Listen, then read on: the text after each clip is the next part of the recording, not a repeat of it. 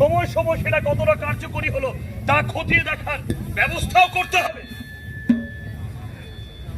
তাহলে আমাদের স্লোগান হোক, সাবধানে রাস্তা চলুন, নিজেদের জীবন বাঁচান। সাবধানে রাস্তা চলুন, নিজেদের জীবন বাঁচান। সাবধানে গাড়ি চালান, নিজের পরের জীবন বাঁচান। সাবধানে গাড়ি চালান, নিজের পরের জীবন বাঁচান। সড়ক শৃঙ্খলা ফিরতে বলা, নিরাপদে হোক পথ চলা। সড়ক শৃঙ্খলা ফিরতে বলা, নিরাপদে হোক পথ চলা।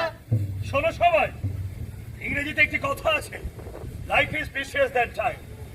অতএব কোনো কিছু দ্রুততার সাথে এগিয়ে যাওয়া কিংবা দ্রুত বাড়ি পৌঁছানোর নেশায় একে অপরকে নিয়ে যাবার সঙ্গে দুদিক রাস্তা না দেখে দ্রুততার সঙ্গে রাস্তা পেরোনো, এক্ষেত্রে দুজনের প্রাণহানির আশঙ্কা অনেকাংশে বাড়িয়ে দেবে। যে সমস্ত চালক বন্ধুরা সাইকেলকে অবলম্বন করে রাস্তা পারাপার হন কিংবা কর্মস্থলে কর্ম করার জন্য যান, সেই সমস্ত চালক বন্ধুদের কাছে একান্ত অনুরোধ, বেশিরভাগ ক্ষেত্রে দুর্ঘটনার কারণ হিসেবে জানা গেছে যে কেবলমাত্র মেনটেনেন্সের অভাবে সাইকেল জনিত দুর্ঘটনার কবলে পড়তে হয় আপনাদেরকে। সাইকেল চালানোর সময় হঠাৎ করে সাইকেল থেমে যাওয়া কিংবা ফর্ক ভেঙে ভেতরে ঢুকে যাওয়ার কারণে দুর্ঘটনার কবলে পড়েন সাইকেল নিয়ে যাতায়াত করা চালক বন্ধুরা। যে সমস্ত চালক বন্ধুরা সাইকেল নিয়ে রুজি রোজগারের তাগিদে শিল্প কলকারখানায় প্রবেশ করেন, তাদের কাছে একান্ত অনুরোধ, শিল্প কলকারখানা থেকে প্রেরণ করা হাই ভিজিবল জ্যাকেট অবশ্যই পরিধান করতে হবে আপনাদেরকে।